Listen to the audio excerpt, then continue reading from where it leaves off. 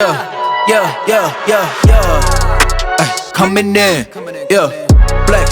I just wanna win, LABB, who we running with, 2233, I'm on 10 again, State your name, been dope on flame. I just switched the lanes.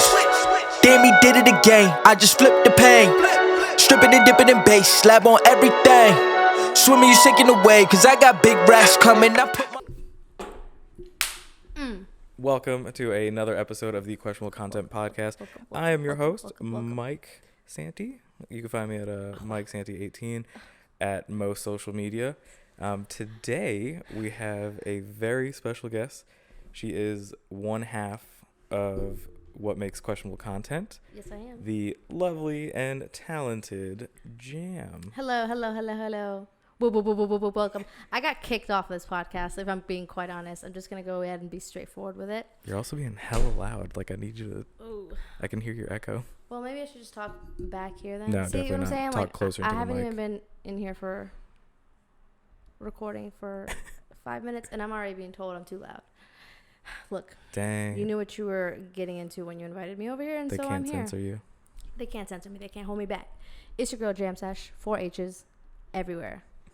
I made that real simple. I did that real early on. If you haven't already done it, do it. Do yourself a favor. What was I going to say? Oh, yeah, I got kicked off this podcast. Oh, you're just going into... Due to... starting into that kind of stuff. I'm just kidding. So, how did you get kicked off the podcast? Well, there's a shortage of supplies, a.k.a. mics. So, we can only have one guest at a time, and I'm completely fine with that. But also, I make the videos. So Yeah. That's my expertise. That's my specialty. What's another word for it? That's my Yeah, it's your bread and specialties. butter. Why not? jam, if you will. Your specialties? That's not a It's real my word, Mike. jam. What the fuck? So, for those of you that don't know, or for those of you that need to be reminded, the Questionable Content Podcast highlights Charlotte talent, and we talk about really anything from Charlotte artist, Charlotte restaurant or business owners, really anyone in between that is a integral part of making Charlotte what it is. Charlotte. So You're welcome. upset. Everyone stopped using that after 2016, but I'm still using it. It makes That's a very comeback true. every once in a while. So yeah, we have Jam on the podcast. For those of you that don't know, Jam is a very talented videographer and photographer who is dope at also editing. So she does all of her own edits, all of her own videos. She's out here killing the game and all that stuff. And so to kind of figure out the part one of this is, why don't you tell us a little bit more about yourself? Where are you from originally? Oh my God, we're doing this straight interview style. Let's fucking do it. All right. I'm from Charlotte. I'm just going to be, that's the truth. I don't know anything before Charlotte, and I've never been anywhere other than Charlotte, What do you mean technically. don't know anything? Like, I wouldn't be able to tell you what it's like growing up in another place, Oh, okay. because all I've known is Charlotte. So Charlotte is my home. Wow. But I was born in Texas. Oh. It was fresh. It was super fresh. Like, my mom, Like Prager's, under 2 years old. crossing the river with my dad. Yeah, I'm not even kidding. She was ready to pop me out, and then she did. So, Texas. Bryan, Texas. To all Wow. my Texans. Yeah. What was the Yeah. question? I don't even remember. Oh, Where I'm where from. are I'm you from here. Yeah. I'm from Charlotte. Okay. Cool, I'm a cool. unicorn. I'm just going to say it out. Like, Wow, you're claiming the unicorn I and am. everything like I am. that. You're There's claiming only a that. few unicorns left, and, we just got to stick together. What do you think about all those kids that have been born in Charlotte though? Like they're unicorns. Oh, my God. I didn't even think about They're that. unicorns by birth. Oh, my God. No, it's different. It's different. Let's just call it, like, unicorn Z's, because, well, technically it's, like, Y's, but, You don't go backwards in the alphabet. right, but we're, Gen, it's that period between, like, late 80s and early mid 90s. Millennials. It's like, yeah. So they're Gen Y's, right? Um, Because Gen Z's are technically the next ones. yes, but then they got rid of Gen Y and just collectively Called them millennials. millennials. Yeah. Well, I feel like millennials includes like the 98s, 99s, and 97s, and Yeah, I don't consider. They're still in there. I don't know. I just don't. Gen Z is like 2000 something. Yeah, 2004 4, isn't it? Or 3? I have no clue. Nah, because I don't consider anybody after 2000 a millennial. I'm just like, nah. We'll fact check that later. No, I'll fact check it right now. Your phone's charging. My phone's Plus, charging. you're gonna interrupt the podcast. It's fine. It's fine. Because we just cut back to this with the facts. Yeah, we'll Facts just only, look down facts here only. for the facts. Mike, edit that, okay? All right. So, how did you get into photography and then videography, or did it happen? Was it like a simultaneous thing, or did you do one or the other? By the way, thank you for tooting my horn. I don't think I'm that far into it. Let me not say that. I'm not as talented as like you made me out to seem. Maybe it's just me being humble, but I really feel like there's so much more to learn. Like I'm just at the beginning stages, but I have a lot of creativity, I could say, about myself. Like I try to kind of not do what everybody else is doing, and that's kind of like where like my photography and videography is going now. Like I kind of don't want to do anything like weddings and I've tried all this shit out. Obviously, you know this, like weddings, newborn shoots, graduations, and all this stuff is kind of like, it's great, and it's great like side hustles, almost, they like get paid, pay your bills or whatever. But if I really had to do it for the rest of my life and it be something that I genuinely love doing, and that's what I started doing, it would be like weird shit, like cool, creative, like random stuff, which is kind of like I said, where I'm trying to like take it now. Where did I start? Oh, the Hoopla Exorcist. I think that's where it started. I'm not gonna lie, it's great. If you're on YouTube, everyone's on YouTube, just go on fucking YouTube, look up the Hoopla Exorcist. Why don't you just like claim that video and like as your own? That is my video. So where do they find you on YouTube? Well, it's a strange story. See, I like merged my accounts, like my new one and my old one. So like I have access to all of the videos in both accounts. Mm-hmm. It was only something like specific to older accounts that YouTube did. I don't really know. I don't really remember what I did. But it's like it has my old email address, but I can access it. So I'm not sure what channel it shows on. Oh, okay. Just look up the Hoopla. It's going to be the only thing The Hoopla that Exorcist comes up. It's a... You want to give them it's a like remix a from little like bit of what it is without telling them everything? Well, The Exorcist. Just take out the Hoopla was added in there because I am and will forever be a SpongeBob fan.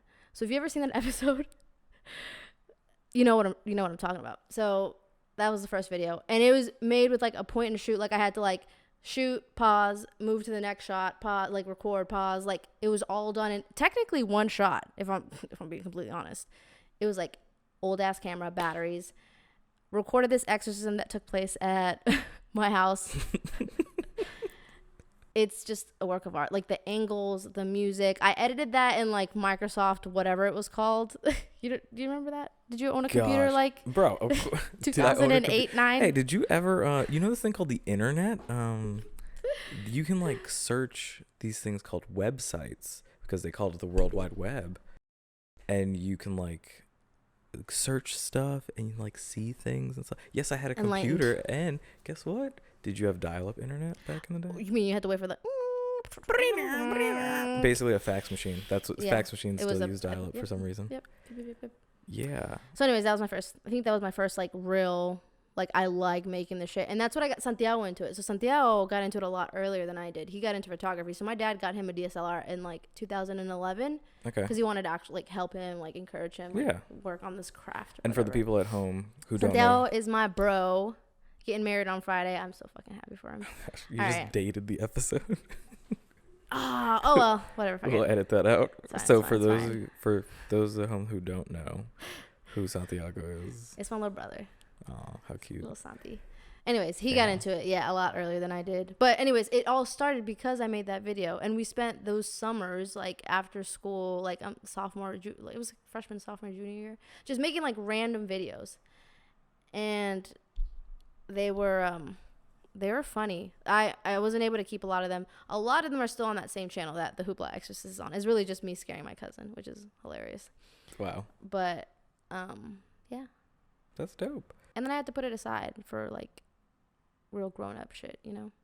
Like what kind of grown up shit? Like going to college, figuring out my life, being a first gen, don't know what the fuck we're doing kind of thing. And I kept up with it. Like I still took a lot of pictures, and then like as the iPhones got better and the camera quality got better, I didn't even need like a fancy camera. It was all about like the angles and like the places and the lighting and the sunsets and all this other shit. So I kept doing it. I just didn't really do it as much as I do it now, I guess. Right. Now, did you take any or I guess I should say, like, what was your, like, kind of any professional training or anything like that? No. You can learn anything on the internet. The www. Okay. So yours is like less institutional and more like learn on the go, kind of like the school of the internet or the academy of the internet. Yeah. Okay, cool. Yeah. Oh well, I did take a like an intro to photography class at CPCC. For those of you who are not from Charlotte, it's a community college here. Anyway, and insert blank mascot. Right. They don't have one. They tore down the stadium. I don't know why. Anyway, I took that photography class, and that's when I started getting back into it, like in my earlier like college years. Okay. And then I didn't start actually like making it a business or making money off of it until maybe like a year ago. Okay. So I'm gonna guess now, is that something you do full time or No, my so friend. I know that you're asking me these questions as if you don't know. Yeah, even though I have no. Everyone knows me. Everyone knows we know each other. So like, yeah, no, I didn't. No, do this shit. not the millions of people that are gonna be watching this. It's okay. So for those people who don't know, Just trying to get to know me. without naming any particular companies, what do you do? What do you do for your day job I work for a bank. in America? So loud. I'm just checking. I work at a bank. You'd be international or something. Yeah. Okay, so during the day you're banking. I'm a banker. And then at night you put on your videographer Steven Spielberg like jacket or whatever. Yeah. What does that look like for you? Like what is a typical like video day or photo day look like? I have to plan that out. I have to really plan it out, or else I won't do it. And the more I do it, the more I'm like, oh, this is easier to like do because I don't have to plan it out. But anyways, regular schedule. Put it on my calendar for the week so I know what days specifically I'm gonna be shooting or I'm gonna be editing or whatever it is that we're doing, and then dedicate that day just to that. So what would you ask me? What like a typical video or photo day looks like, or like what was the last photo shoot you did? Ooh, it was a newspaper shoot. Okay. So What's that? I don't know if you saw that. I was just trying to switch it up, and well, honestly, I have seen it because I'm a good interview researcher. There we go. Thank you. Not because I'm ignoring all of your social media posts. Okay. What was it? Oh, okay. So kind of like on that same. Sorry, this is messing me up. Okay, is this good? Very Okay. good. You can swing the table around too if you Let want. me just. All right. Yeah, I think this is good. So kind of on that same conversation that we were just having about like trying to go like a different route from like my photography style.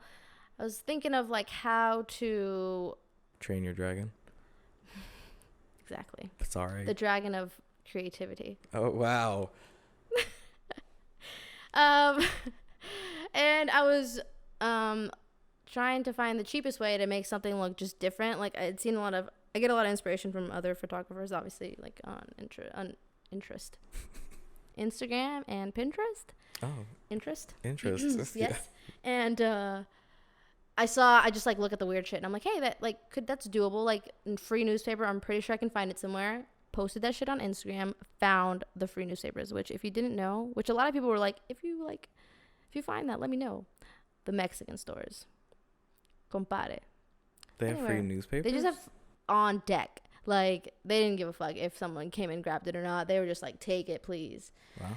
So we went home. We took like 4 hours cutting out just the black and white parts of the newspaper, which if you have picked up a newspaper lately, there's a lot of ads with a lot of color in it. So it took especially if it's a free newspaper. Yeah. So that took us forever. So that was the last shoot, and we did it in our apartment. So that, yeah. Now, crazy question, because I have no idea what the average cost of like a printed newspaper, like your classic black and white newspapers are. Do you think time versus price wise, was it still worth it because you had like a team of people doing it, or if you were to do it again, would you pick like a different route? It was not a team, my friend. It was a partnership. It was Susie and I. Oh, Susie at Shop at Boutique plug under the bus already. No, Santiago wasn't home, and that's usually how it is. Susie's like my my go-to partner for just like getting shit done, because like and your future sister-in-law. She is, and she's just like a businesswoman at heart, like AF. So she'll like, it's a great push to get shit done because she's getting shit done. Anyway, Took us like 4 hours, cut all this stuff out, and then moved the couch, rearranged everything. We're probably going to use it for more than just a photo shoot. Definitely a video maybe coming out soon. Maybe. Who knows? But yeah, that one was fun. Have more coming. Definitely. Nice. So, what was it? Just taking pictures as the newspapers, like as a backdrop, or? We had a lot of ideas about it. It's just hard to do in the space that we had, and we ran out of newspapers. Okay. Black and white newspaper parts, I guess, because we just cut them out or whatever. But we were trying to involve fire in there, but then like we had to keep our door open. It was just a lot of like logistics. It could have gone a different direction, but I think just keeping it newspaper, and then we were doing it really just to get some shots in for Susie's boutique. Okay. So I think for the purpose that it served, and just like me getting some time to play behind the camera, it was great. Yeah. I'll take any of those. And it beats like, you know, sitting on the couch watching Netflix for like 4 hours watching. Yeah, that's true. And so for your stage of life, and what some people might not know, is that on top of working full time, on top of like shooting videos and running that and everything like that, you also help out with your sorority in like a big way. Like is it the area financial chair? Finance coordinator, yes. Oh, area finance. You were close. You knew the acronym. You just were trying to fill it in. Yeah. You know. So to explain to everybody at home, what is that exactly? Like, who's it for? And then what is the actual position and what does that entail? Lambda Theta Alpha Latin Sorority Incorporated. The first and only. Area finance coordinator. Basically, I was a treasurer. I mean, you know, what a treasurer does, I don't really have to go into that really. And so as an area finance coordinator, I just look over all the chapters in the area, North Carolina area. It's divided into 2, so it's kind of just like, I don't know, it's just a random mix of schools, but look over that and then just try to be supportive. I mean, I think that's what I did it for mostly, is to be able to still be active and like have accountability almost. Because if I was just active, I don't know if I, with everything else going on, it's not because I love, you know, being there. It's just like with all the other stuff going on, I don't know if I would actually make an effort to. And serving on leadership, I feel like that helps me get involved, stay involved, especially with all the new girls coming in. So do you think having a busier schedule has made you a little bit more kind of more efficient at what you do project wise, because you have so many balls up in the air, or so many plates in the air that you're juggling? How do you keep yourself on track where you're not like letting all this other stuff fall and you're still more or less quote unquote performing, or you're still handling everything you have to do? Lists, people. If you're not doing lists already, get on that shit, because you need, well, not really. It's good and bad. I think that's what I use to keep me like on top of everything. And I also know that like my time right now, like I have more time than I think I'll ever have any other point in my life, because I'm not going to school. I don't have kids. I'm not in a relationship. I'm not really focused on anything but like projects and putting myself in situations that'll help me grow and stuff. So I think that, what was the question? For the first how part do I of the do? Because you question asked me, how do I balance it all out? Yeah. Lists. Keeping up with the schedule and like following through with that shit. Like if I put it on my calendar on my phone and I get a notification, like, and I consistently get like 2 more notifications, it helps me just like, hey, like don't bail. Go through with this. Go, like it's gonna, I always feel like it's worth it after I come back from, like, I'm so glad that I went. So just making sure that I like hold myself accountable for it by these reminders. That's how I get it all done. And knowing that my time is precious. So like I put aside time for this because it's part of like a long-term goal. So if I don't go through with the like little things, how am I supposed to get to like where I want to be? Right. So I mean, 30 minutes, like what's 30 minutes? What's an hour out of my whole week? Like I can follow through with that. And then eventually once a week, built up, like that's how you get where you want to go.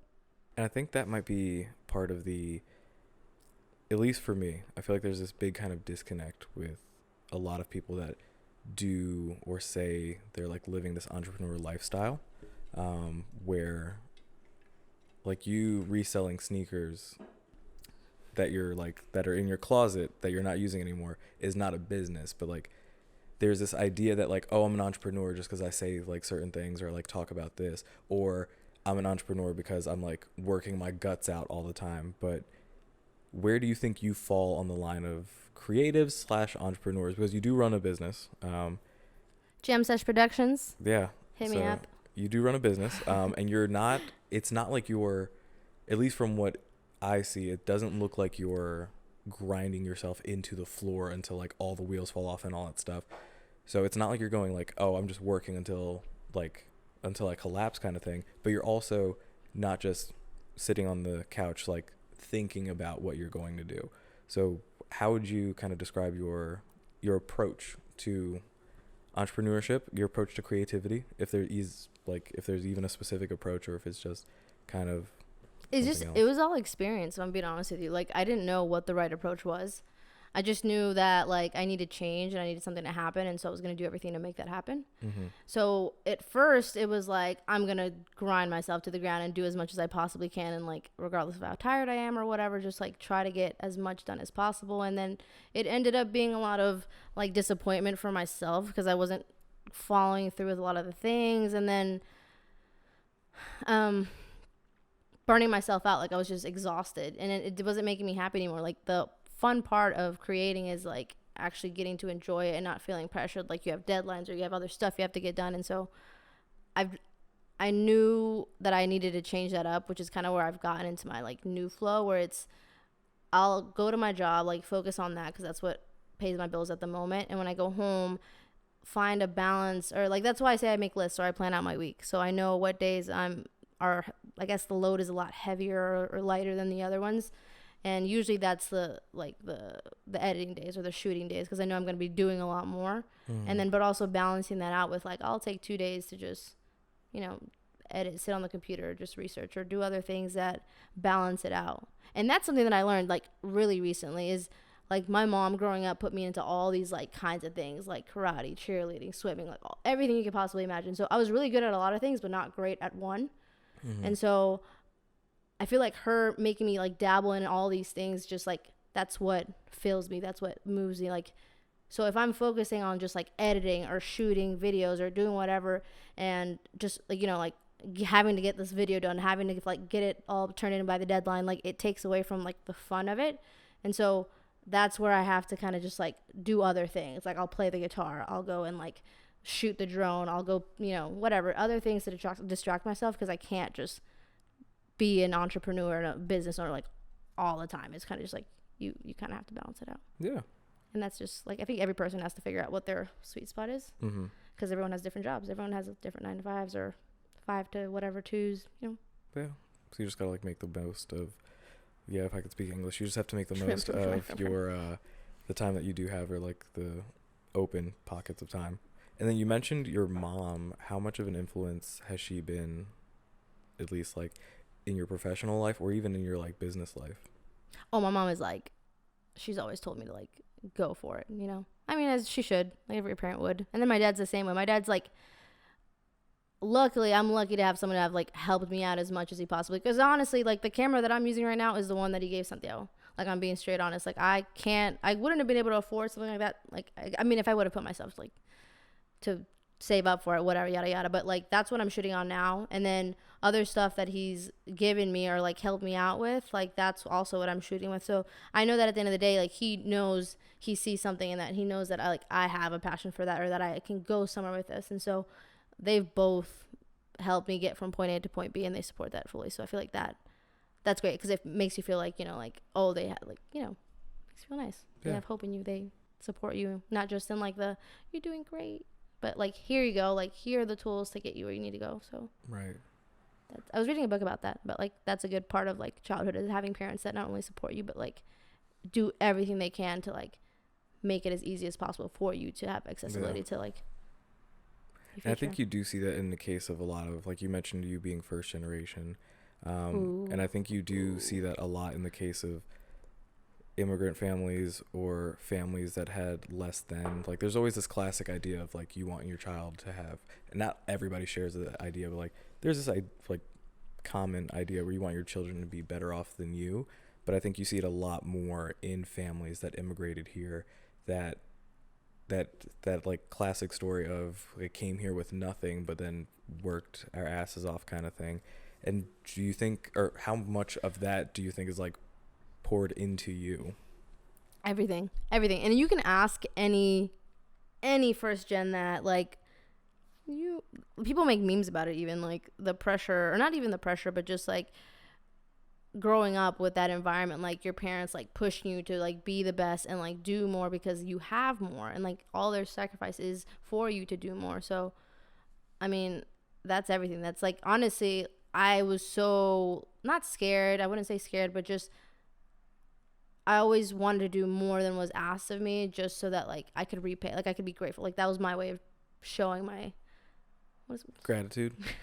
I'm like gratefulness, but wait, no, gratitude to my parents. And like I still do. Like it's incredible. Like that's nothing, it's nothing compared to like what they had to go through, so I Right. can't compare.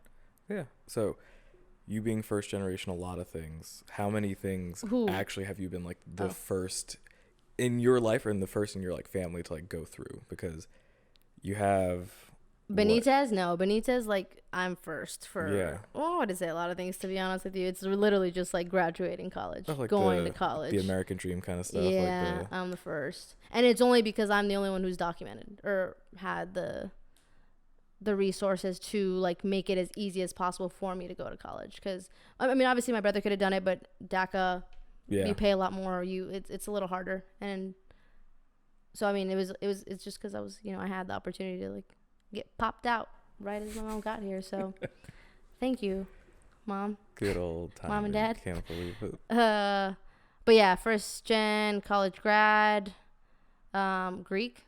Wow. I didn't consider that, but yeah, I have to explain to my parents what you already know this, but my dad calls it las mujeres maravillas. We're superheroes basically to him. So because some people don't know your Greek life side and everything like that, just quickly, not even quickly, you just touch on why LTA is the greatest store. I'm just kidding. Okay. But I'm not kidding. That's where you like cut and they're like, we interrupt this broadcast and blah blah blah while you just go on this rant or whatever. But yeah, no, more or less, like, yeah, just give them a brief kind of spiel or a summary or your experience being in LTA and stuff like that and what it is. And it's great. Greek, not from Greece. Greek as in fraternities, sororities, college, stuff like that. I don't know. Where'd you go to school? What's going on with LTA? UNC Charlotte, spring 17. I crossed with 7 Line Sisters. It's great. It really like was the cherry on top to graduating from Charlotte, because like I said earlier, I went to CP for the first 2 years, as you should. To be honest with you, if you're watching this and you're like debating, go to CP first, save a shit ton of money. Or if you don't live in Charlotte, go to community college first. Save a shit ton of money and then graduate later after you transfer. Anyway, so that was kind of like the experience that I wanted from like going to college, because I didn't get to like live in a dorm. I didn't get to, do all this other stuff, because community college is a little different. But doing that like got me to like meet a whole lot of people that I wouldn't have done otherwise, or I wouldn't have met otherwise.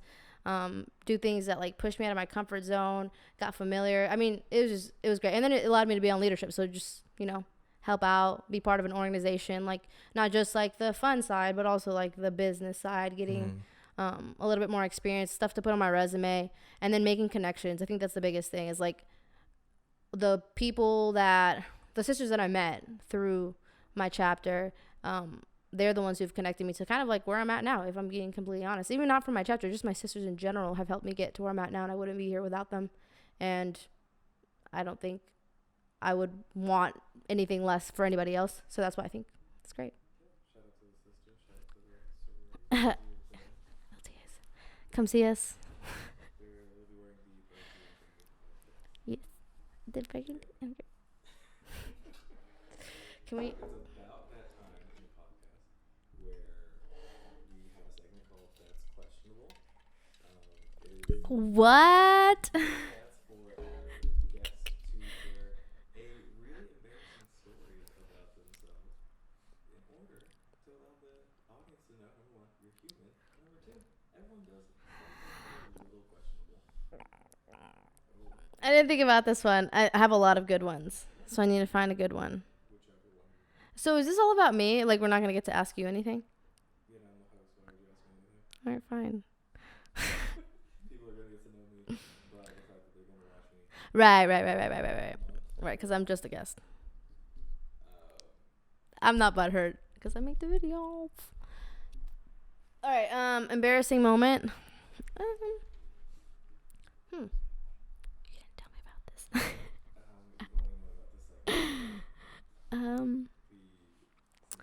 I don't know how crazy to get with this. How much am I willing to let people know about my most embarrassing moment? Or one of many. I don't know. I'm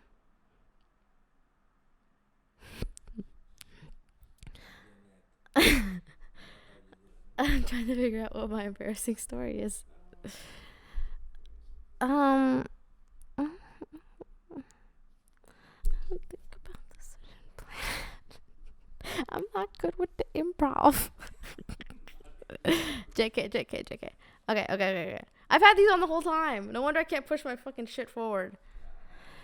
They're blue light glasses, for those of you who don't know. They help when you stare at screens for a really long time, which I do at work and when I edit. Amazon. Plug. Please sponsor us. Well, let the people know. Nope. Let them know what you have coming up or anything that any projects that you're working on, excited about. It's all private. Jeez. None of you will be able to steal my ideas if I don't tell you. Well, by the time it gets released, hopefully you already have like the idea. We don't know when.